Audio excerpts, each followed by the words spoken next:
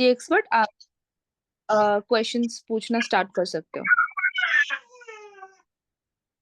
राकेश जी आप हो?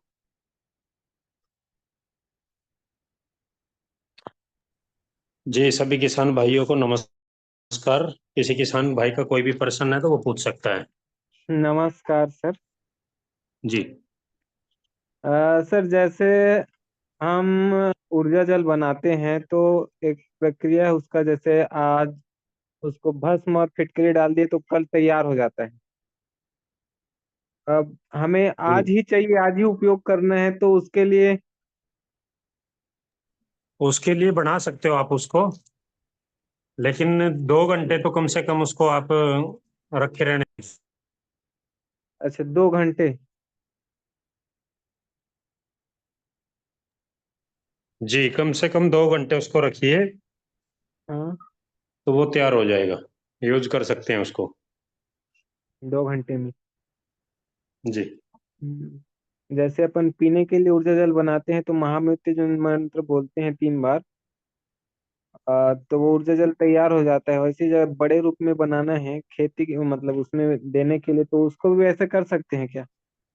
देखिए, महामृत्युंजय मंत्र आपको जो भी आप कोई भी कार्य अगर करते हैं तो उसको करते हुए उसका जाप जरूर करते रहे, क्योंकि हम्म उससे क्या होगा कि उसकी फ्रीक्वेंसी जो होगी वो भी काम करती है।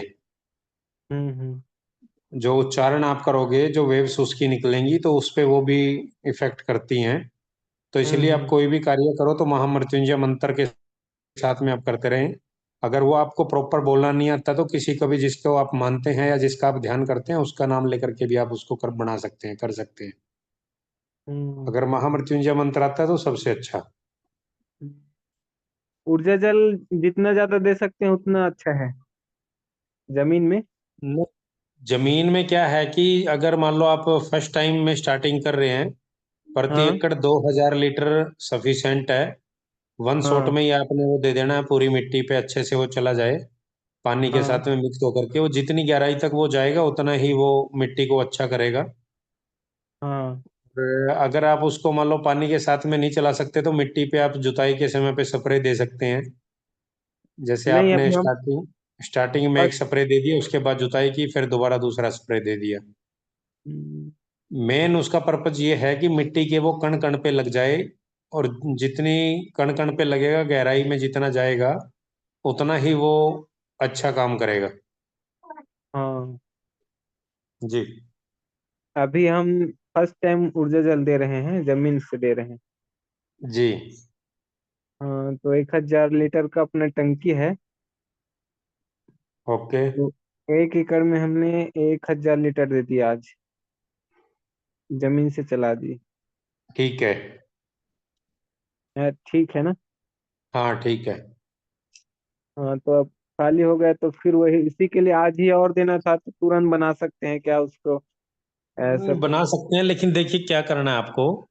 हम्म कोई भी आप फार्मूला चला रहे हैं या जैसे ऊर्जा जल आप बना के दे रहे हैं, उसको हम्म। बार बार उसको ना चलाएं। बार बार चलाते हैं तो कहीं ना कहीं वो बैक्टीरिया को भी डिस्टर्ब करता है, अगर बार बार उसको चलाएंगे। हाँ अगर हाँ एक बार में आपने 2000 लीटर चला दिया तो वो आपका सफिशेंट है। उसके बाद हाँ में आपको जरूरत ही नहीं उसकी पड़ेगी। अगर हाँ बाई हाँ चांस कोई ऐसी चीज या आपने कोई ऐसी बदबू वाली चीज या कोई और अन्य चीज उसमें इस्तेमाल की है तो हो सकता है बीच में आपको इस्तेमाल करना पड़े, लेकिन हाँ उसमें क्वांटिटी कम रहेगी। उसमें हाँ 100 से हाँ। 200 लीटर आपका सफिशिएंट है बाद में। हम्म। तो इसलिए वन शॉट में ही कोशिश करें देने की, बार बार उसको ना चलाएं। हम्म। जी। ठीक है जी। अभी फर्स्ट टाइम दे रहे हैं तो उसके सिर्फ ऊर्जा जल हिट देना उसमें, मीठा जैव रसायन नहीं डालना है। देखिए, आप पूरा प्रोसेस एक बार समझें। हाँ पहले जो जितनी भी बदबू इकोलॉजी हमारे खेत में डेवलप हो चुकी है, हाँ उसको ब्रेक करने के लिए 1 लीटर प्रति एकड़ सिल्वर एजी आप चलाइए, सिल्वर एजी प्लस। वो क्या हाँ करेगा, जितने भी आपके बदबू इकोलॉजी की या दुश्मन जो फंगस है खेत के अंदर, उसको सारी को वो डिस्ट्रॉय कर देगा, खत्म कर देगा। उसके हाँ। 7 दिन के बाद में आप चलाइए 1 लीटर कॉपर।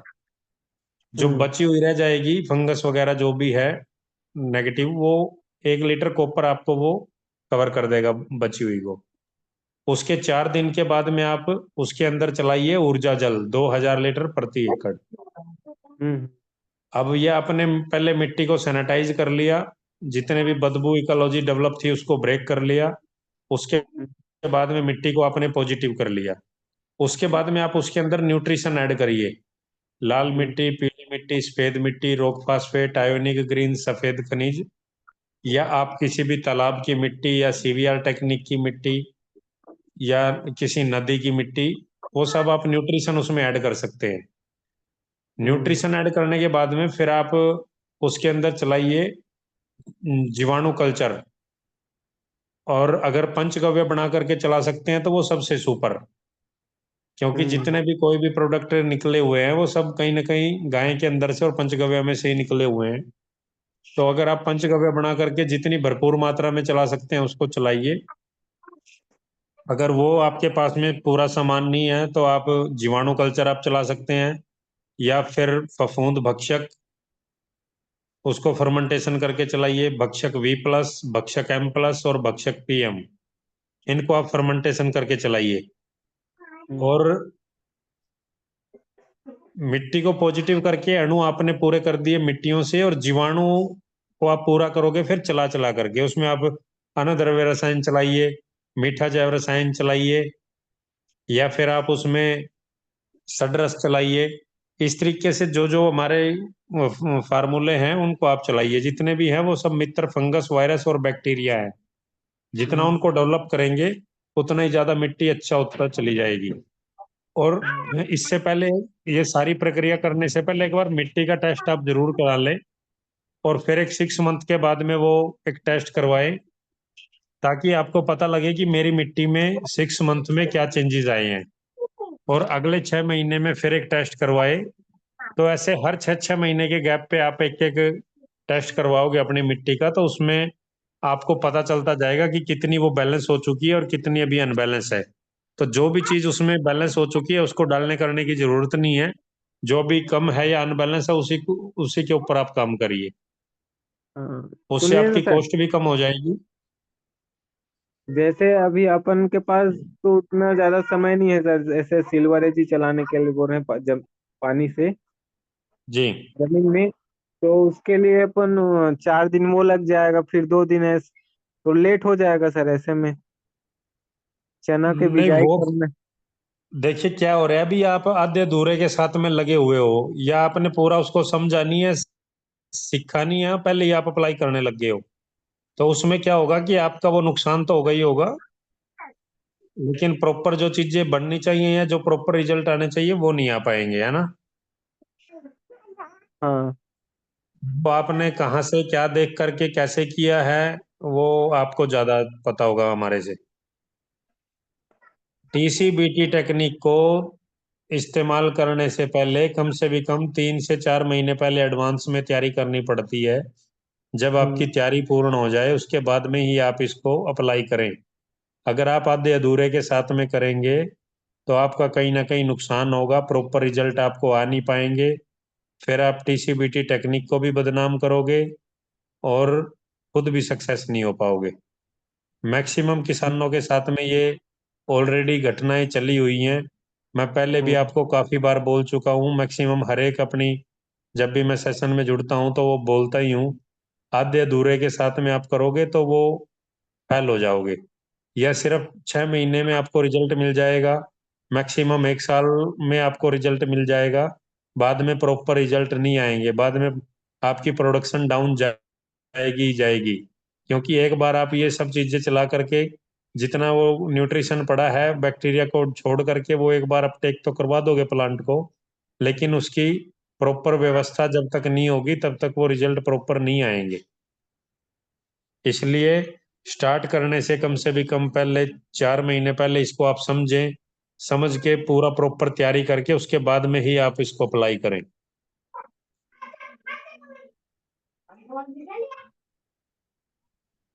तो अभी फसल लेना है सर, तो फसल लेते हुए ये सब नहीं कर सकते क्या? नहीं, सिल्वर और कॉपर तो ये पहले ही आपको करना था। अभी नहीं किया है तो कोई बात नहीं, अभी ऊर्जा जल आपने कर लिया है, अभी फसल क्या लगाओगे आप? चने लगाएंगे। हाँ, तो उसके लिए जो भी आपको बेसल खुराक वगैरह है वो आप डाल सकते हो उसके अंदर, या जितने हाँ भी जीवाणु या V+M+ पंचगव्य वगैरह, मीठा जैव हाँ। रसायन वगैरह वो सब दे सकते हो। लेकिन वो देने का तभी फायदा होएगा अगर आपके पास में मिट्टी की रिपोर्ट प्रॉपर है, तो वो चीजें हम्म, आपको प्रॉपर समझ में आएगी कि क्या आपको देना है क्या नहीं देना है।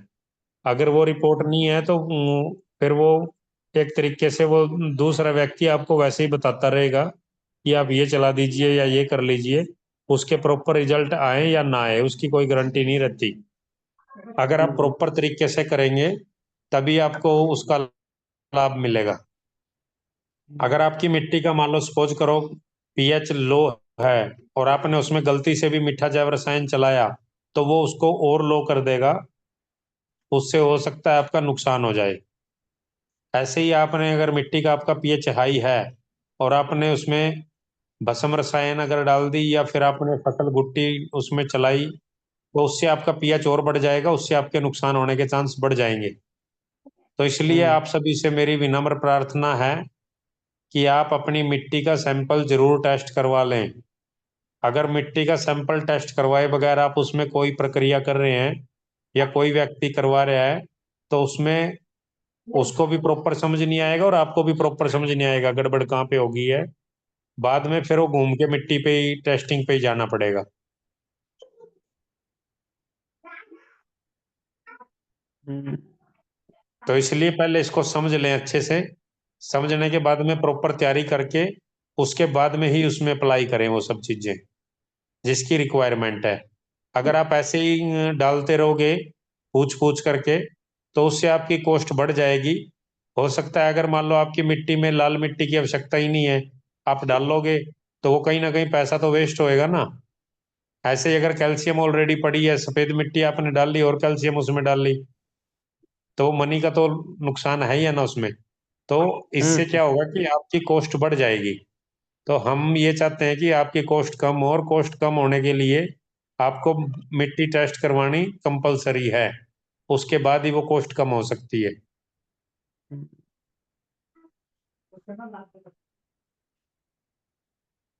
जितनी मात्रा में जो भी चीज उसमें रिक्वायरमेंट रहेगी मिट्टी में, वो ही फिर हम्म, उसको दिया जाएगा, और उससे आपका कम खर्चे में अच्छा उत्पादन और अच्छा प्रोडक्शन आप ले पाओगे, और कम खर्चे में आप अपनी मिट्टी को ठीक कर पाओगे।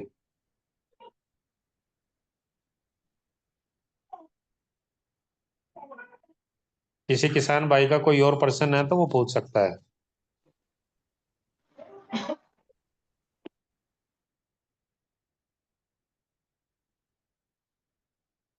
किसी और का कोई भी सवाल है?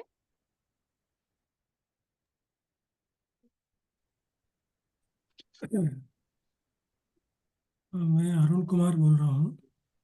मैं ये जानना चाह रहा था कि जैसे बड़ा प्लॉट रहता है तो मिट्टी परीक्षण के लिए मिट्टी कहाँ कहाँ से लेनी पड़ेगी? क्योंकि नॉर्मल छोटे प्लॉट में तो 4-5 जगह से लेते हैं, कॉर्नर कॉर्नर की और सेंटर की। लेकिन अगर 10-12 एकड़ का प्लॉट है तो उसमें किस प्रकार से मिट्टी कलेक्ट करनी होगी?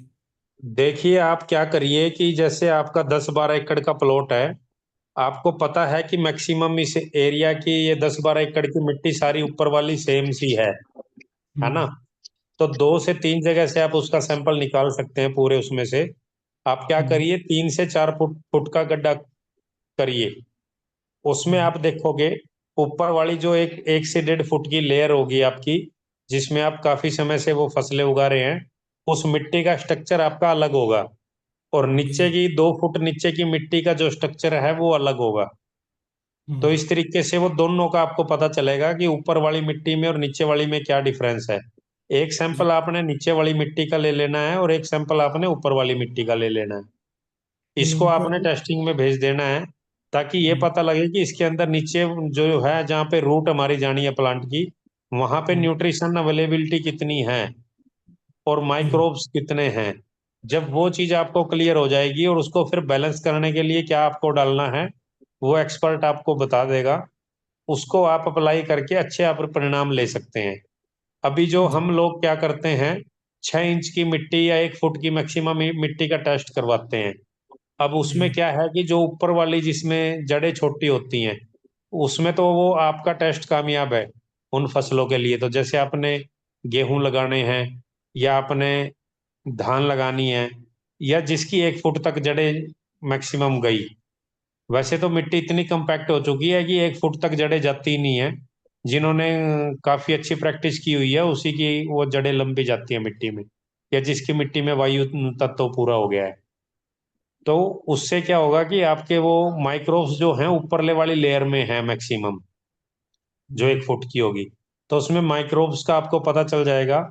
और न्यूट्रिशन वैल्यू जो है वो नीचे वाली मिट्टी के स्ट्रक्चर से देखने से भी वो आपको समझ में आ जाएगी। और जब टेस्टिंग आप उसकी करवाओगे तो उसमें भी वो रिपोर्ट में आ जाएंगी चीजें। तो उसको आप 2 या 3 जगह से आप कर लीजिए। अगर आपका ये लगता है कि ये भाई मान लो 6 एकड़ का एरिया अलग है, इसका मिट्टी का स्ट्रक्चर अलग है और 2-3 फुट में इसमें मान लो पत्थर है, या फिर दूसरे वाली मिट्टी है उसमें आपका 2-3 फुट पे जाके रेत है, अगर ऐसा है मिट्टी का स्ट्रक्चर, वो मैक्सिमम फार्मरों को अपने प्लॉट का पता रहता है, तो फिर उसको अलग अलग एरिया से ही वो लेनी पड़ेगी उसके बेस पे ही। तो उसमें फिर आपको कम से भी कम 5 जगह से 1 एकड़ से निकालनी पड़ेगी। हम्म 2 या 3 जगह पे आप उसकी 3 फुट का गड्ढा बनाओगे तो उसमें आपको मैक्सिमम समझ में आ जाता है कि इस एरिया की इस इतनी फुट तक की ये वाला मिट्टी का स्ट्रक्चर है। उसके हिसाब से ही मतलब आप उसको सैंपल को कलेक्ट कर लें। मतलब 1 बाई 1 का मतलब चौड़ाई 1 बाई 1 का और डेप्थ 2 फीट तक का। 3 फुट लंबा 3 फुट चौड़ा अगर आप करोगे, हम्म 3 फुट गहरा, हम्म तो उसमें आप आसानी से बैठ करके अच्छे से उसको एनालाइज कर पाओगे और सैंपल निकाल पाओगे। और या अच्छा। फिर इतना ही गड्ढा आप खोद लें जिसमें आप कंफर्ट होकर के अच्छे से खड़े हो जाएं, नीचे हम्म तक का आपको अच्छे से दिखाई दे वो लेयर, और उसके हम्म, हिसाब से आप सैंपल ले लें। वो भले ही 2 फुट का चौड़ा हो।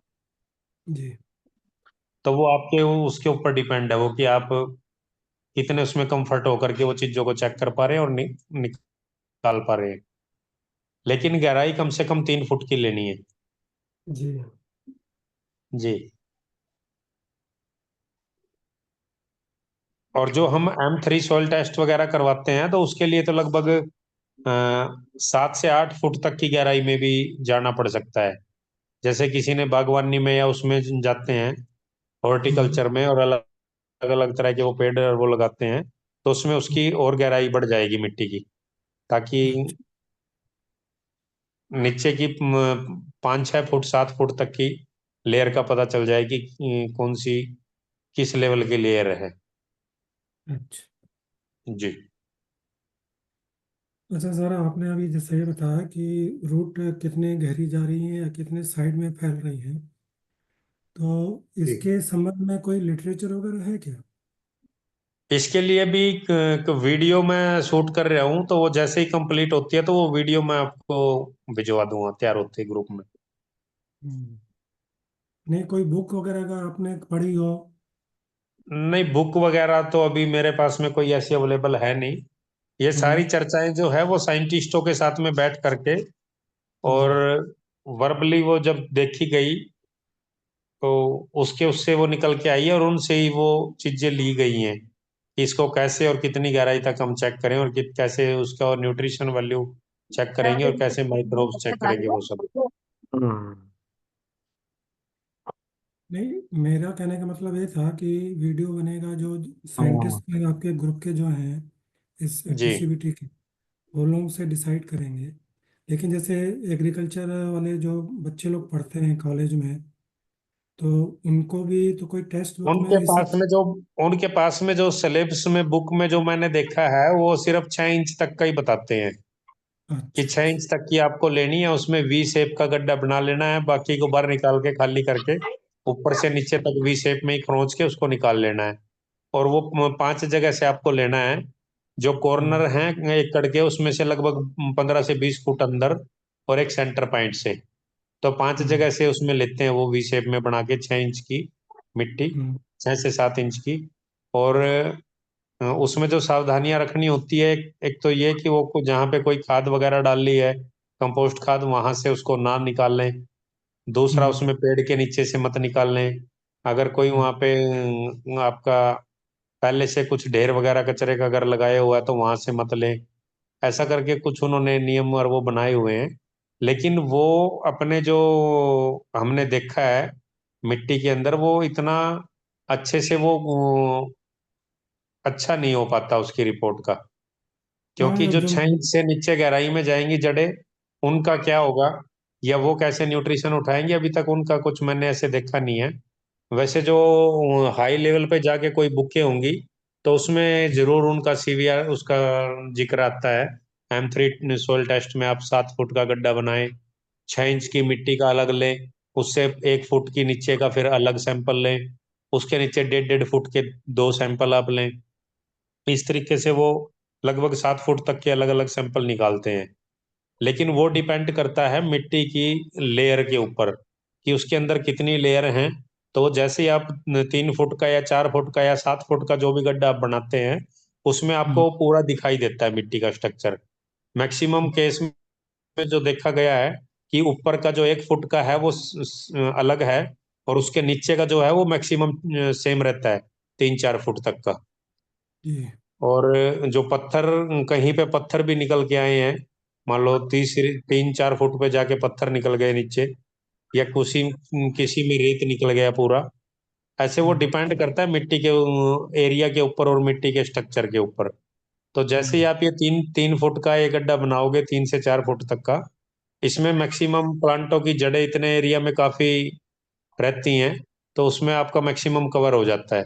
अगर आप और ज्यादा नीचे की टेस्टिंग करवाना चाहते हैं तो वो हो जाएगी, उसमें कोई प्रॉब्लम नहीं है।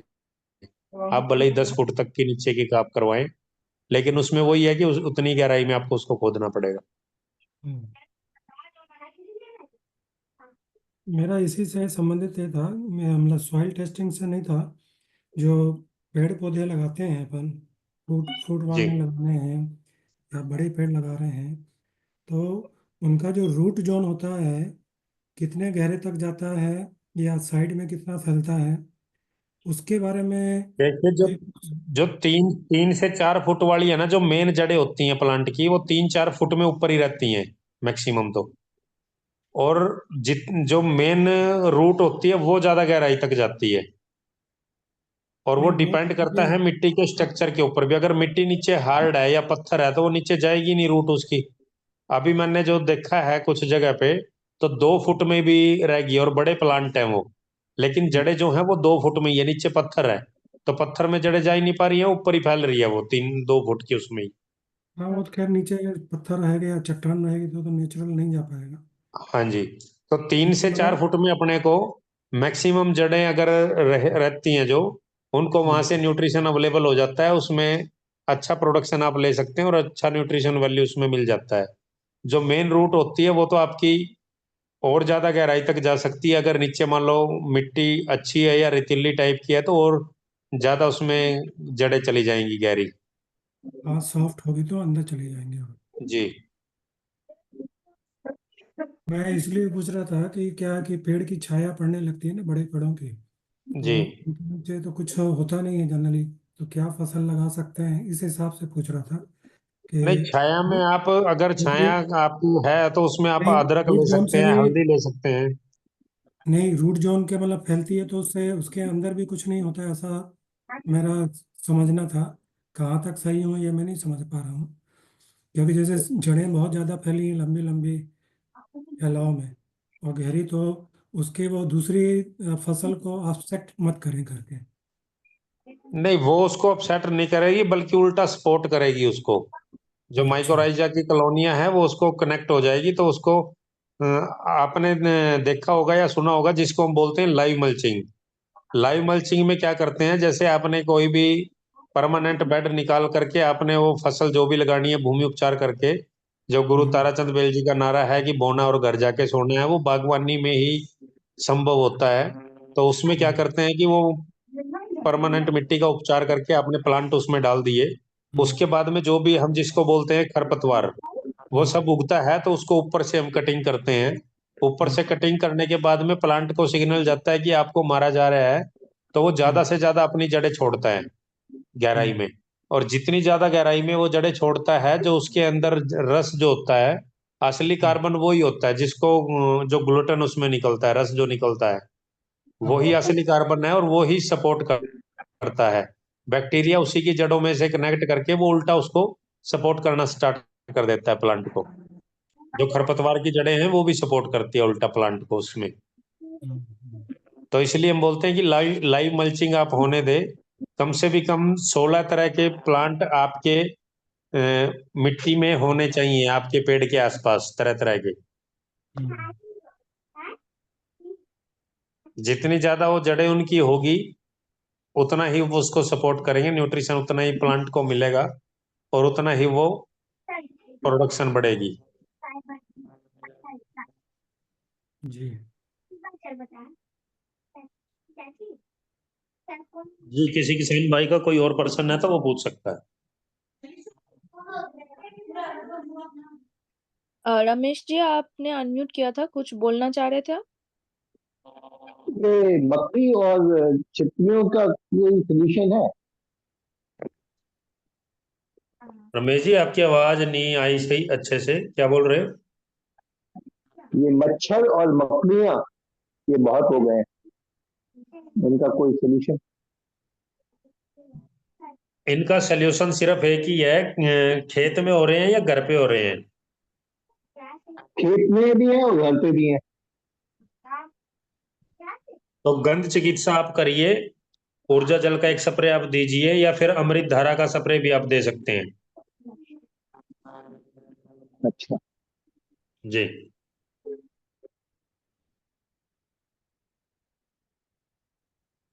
और किसी किसान भाई का कोई पर्सन?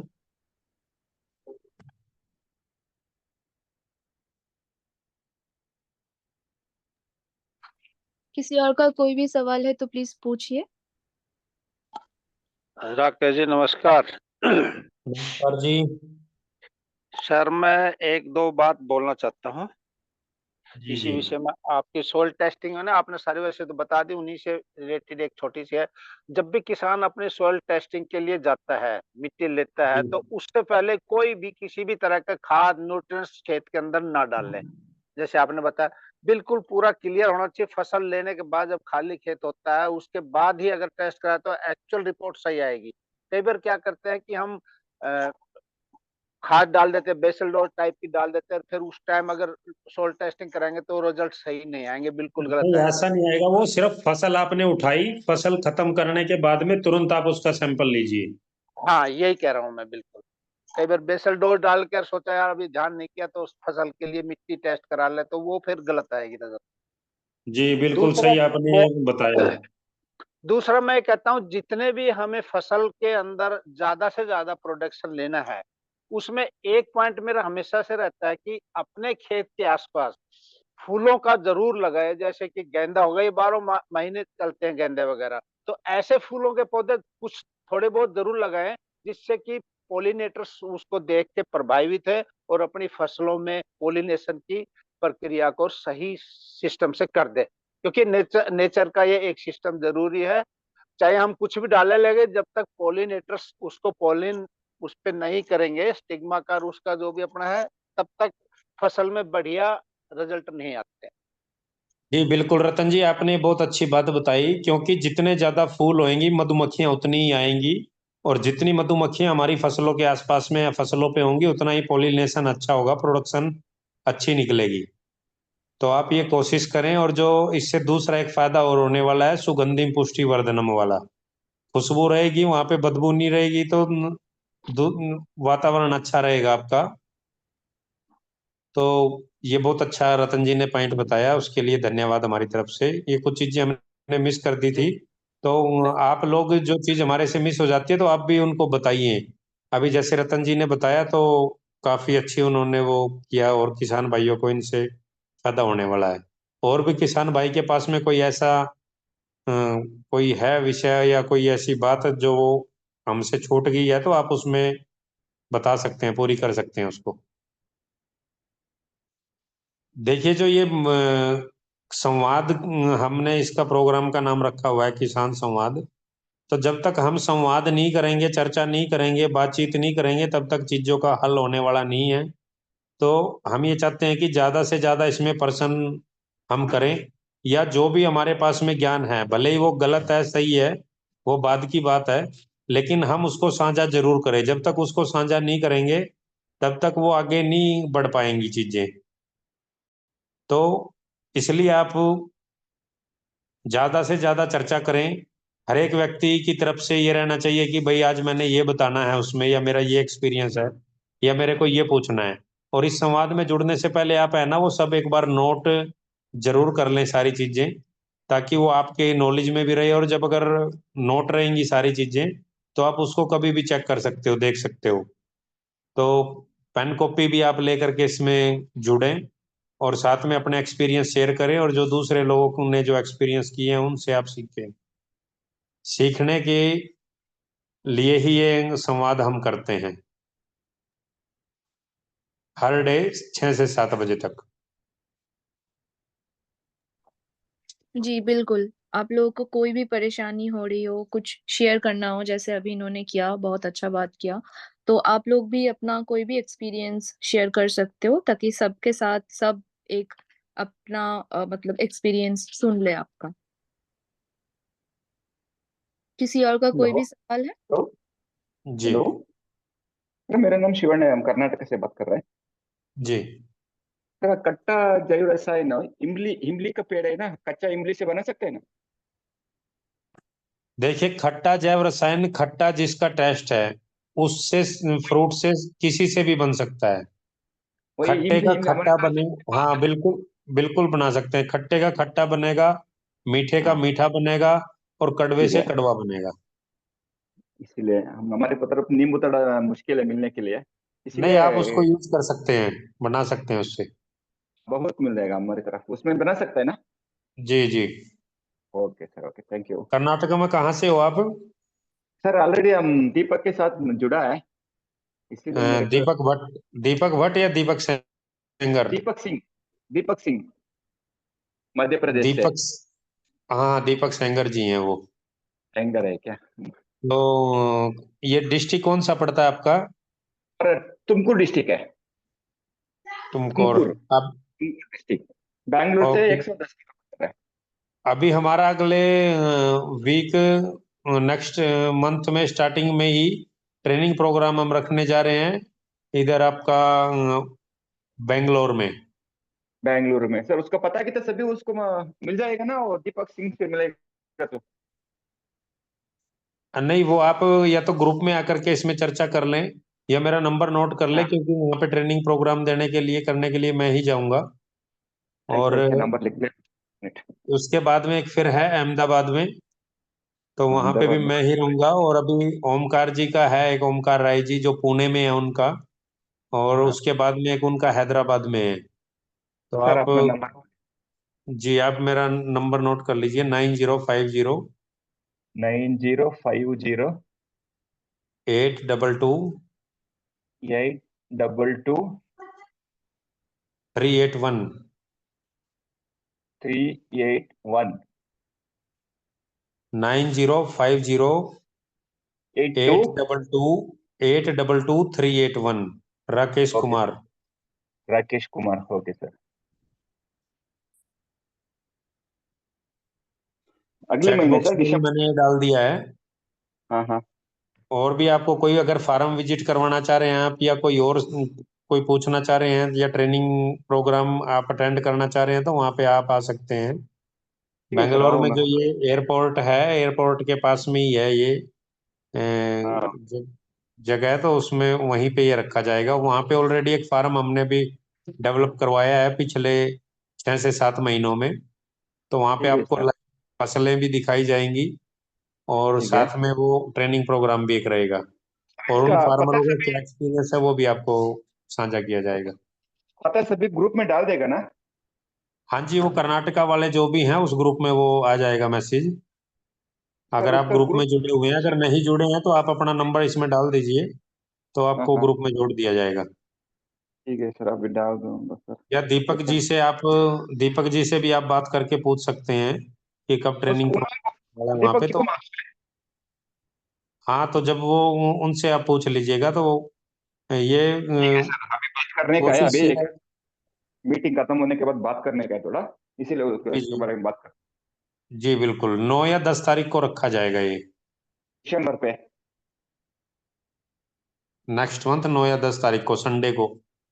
ओके सर, ओके दिसंबर। ओके। जी। Okay sir, okay, thank you. और किसी किसान भाई का कोई प्रश्न है तो वो पूछ सकता है।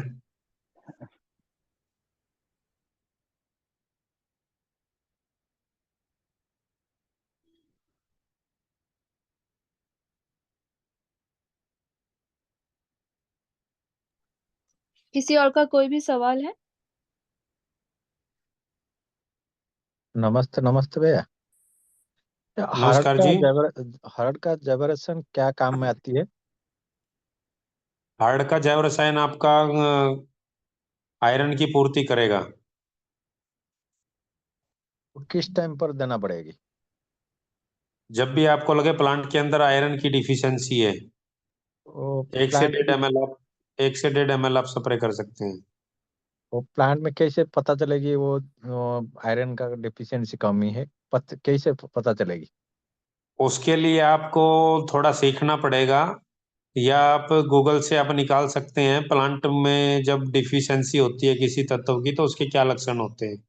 ऐसा करके आप निकालोगे तो वो दिखाएगा आपको। और दूसरा ये कि उसमें आयरन की जब डिफिशियंसी होती है तो येलो कलर आना स्टार्ट हो जाता है, ऊपर ऊपर की पत्तियों में पीलापन हो जाएगा, और पीलापन होने के बाद में वो सूख जाती है।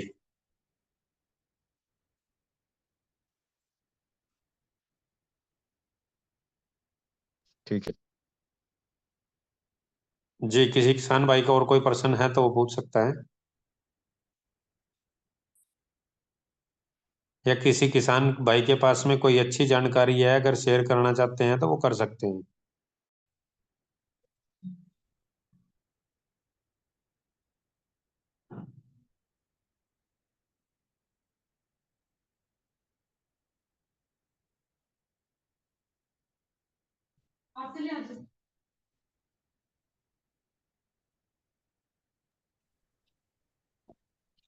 जी अभी 15 मिनट और ही बचे हैं, तो आप लोगों के पास कोई भी क्वेश्चन है, कुछ शेयर करना हो तो आप लोग कर सकते हैं।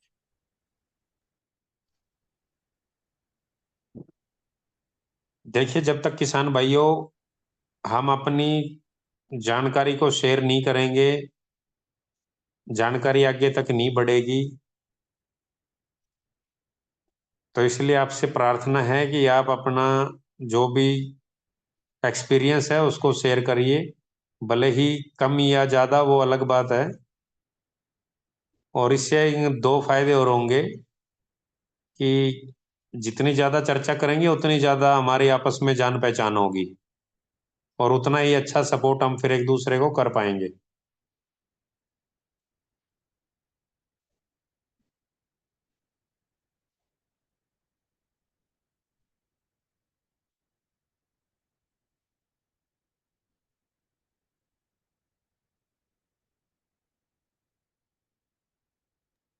शिवानंद जी, जी, आपका नंबर मिल सकता है थोड़ा?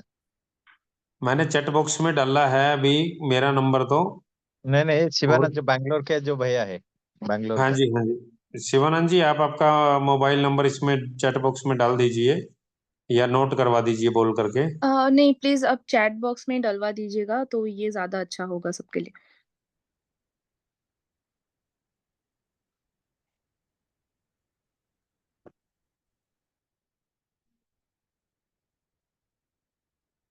जी शिवानंद जी,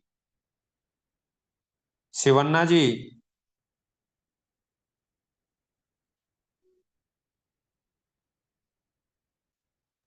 तन्मय जी, इनका माइक आप एक बार खोल करके थोड़ा सा बोल दें, शायद वो समझ नहीं पा रहे हैं। हाँ एक सेकेंड।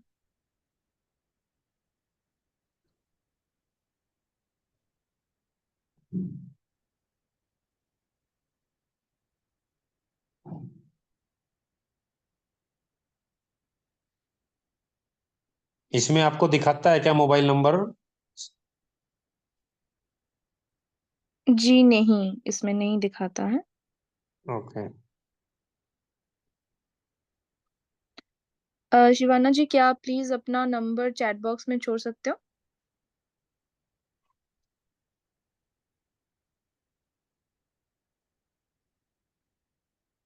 वो शायद अभी सुन नहीं पा रहे। मैं अनम्यूट करने की कोशिश कर रही हूँ, लेकिन वो जब तक वहां से नहीं करेंगे तो मैं रिक्वेस्ट ही कर सकती हूँ। यहाँ से रिक्वेस्ट का ऑप्शन है, तो वो मैंने कर दिया है, लेकिन शायद वो नहीं है सिस्टम के सामने।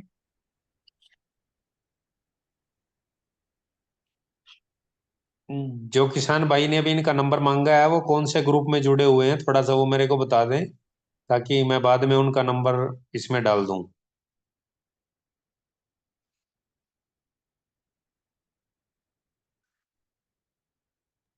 जी, जिनको चाहिए वो प्लीज राकेश जी को बता दीजिए कि आप कौन से ग्रुप में जुड़े हुए हो।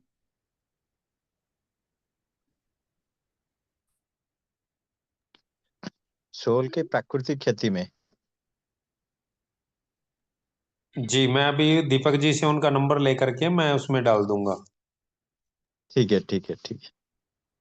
जी। Thank you, thank you. और किसी किसान भाई का कोई प्रश्न है? राकेश जी नमस्ते।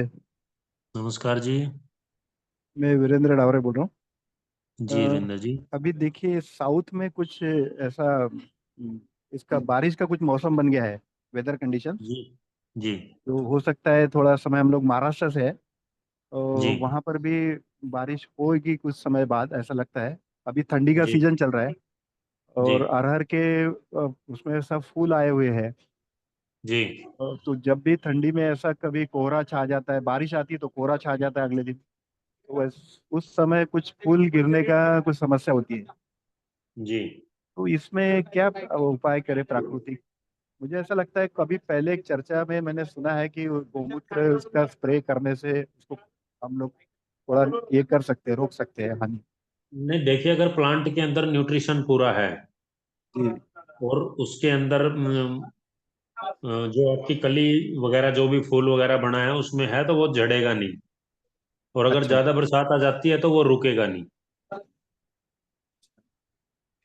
वो तो झड़ ही जाएगा, है ना। रोकने के लिए कुछ नहीं कर, जैसा अभी आपके हरियाणा साइड पड़ता है तो उस वक्त कुछ गोमूत्र से उसको रोका गया था। नहीं, उसको सिर्फ न्यूट्रिशन की पूर्ति आप करवा सकते हो स्प्रे दे करके, लेकिन उसमें 100% नहीं रुकेगा।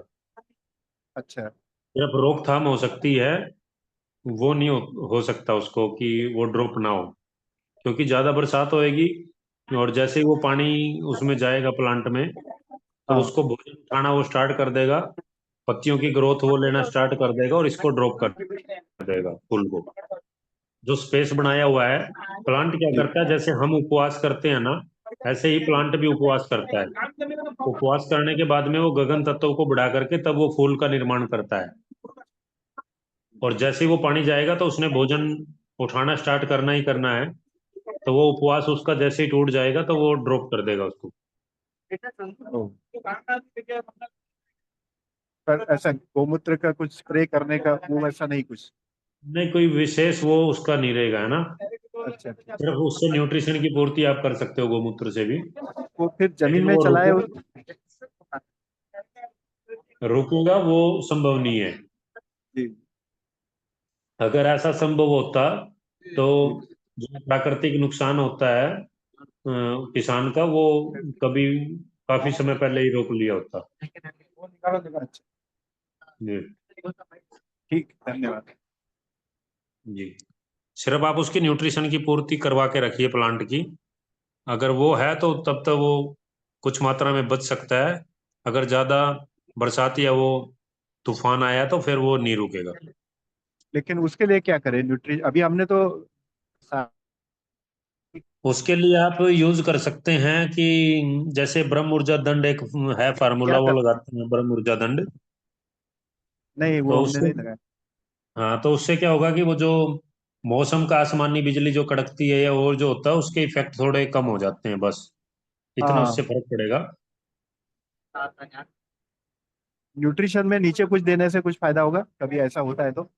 नहीं, नीचे कुछ नहीं होगा, स्प्रे में ही आप न्यूट्रिशन दे सकते हो। नीचे न्यूट्रिशन दोगे तो बाद में वही प्लांट वो ग्रोथ करने लगे। अपटेक करना शुरू कर देगा, जो पत्तियां हैं टहनी है वो बढ़ानी शुरू कर देगा। तो सिर्फ स्प्रे करके ही आप उसकी पूर्ति कर सकते हो हल्की फुल्की। बरसात और मौसम अगर ज्यादा है तो उसमें कुछ नहीं अभी कर सकते ऐसा। अच्छा। या फिर आप डेली अग्निहोत्र वहां पे करेंगे तो उससे भी नुकसान की संभावनाएं कम हो जाती है, हाँ वो अगर आप तो फार्म चल पे रहा है। अग्निहोत्र डेली करते हैं तो। जी। ठीक है। जी। धन्यवाद।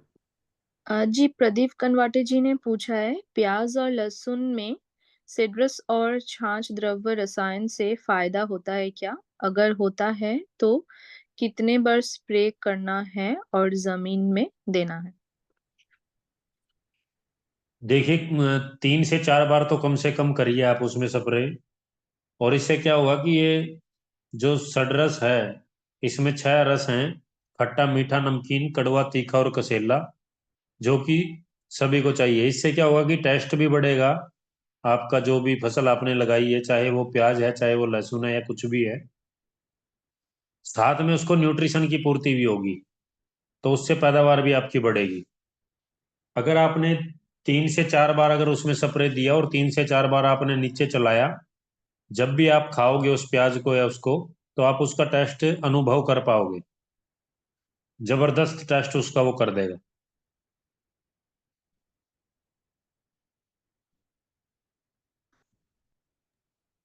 जी प्रदीप कनवाटे जी, आपने सुन लिया क्या?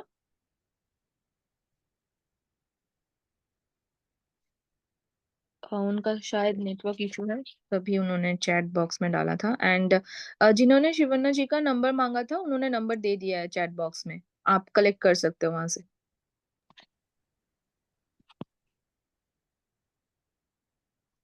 जी, किसी और का कोई भी सवाल? मैडम अभी मैंने चैट बॉक्स में नंबर डाल दिया कर्नाटका का, ग्रुप में ऐड कीजिए मैडम।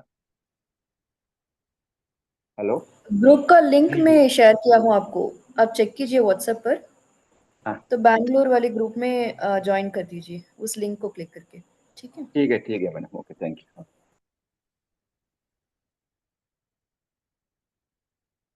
जी, किसी और का कोई भी सवाल?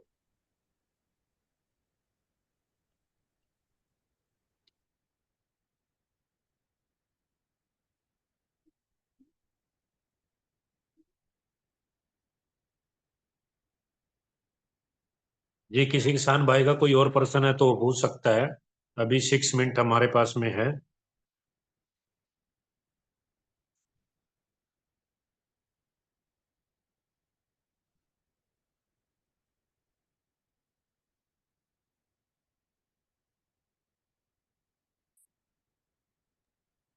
जी अभी 6 मिनट और बाकी है, तो अगर आप लोग के पास सवाल है तो पूछ लीजिए, नहीं तो फिर हम रैप अप कर सकते हैं session.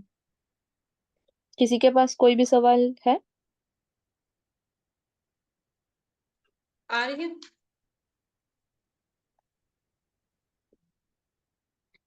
Rakesh ji, I think आज के लिए सवाल नहीं है, तो आज हम सेशन नहीं खत्म कर लेते। कल फिर से जी हम फिर बिल्कुल। से 6 बजे जुड़ेंगे। Thank you Rakesh ji, thank you सबको जी ज्वाइन करने के लिए। जी, सभी को नमस्कार, धन्यवाद जुड़ने के लिए। और आपसे मेरी ये विनम्र प्रार्थना रहेगी कि आप अपना डायरी पेन लेकर के इसमें साथ में जुड़े हर डे, और अपने जो आपके अनुभव हैं, चाहे वो अच्छे हैं चाहे बुरे हैं, उनको आप जरूर शेयर करिए, ताकि किसी को उनसे कुछ सीखने को मिले और वो आगे बढ़ पाए।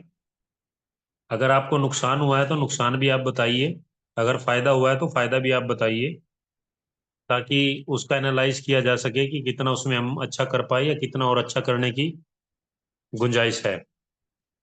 तो सभी को जुड़ने के लिए धन्यवाद। शुभ रात्रि।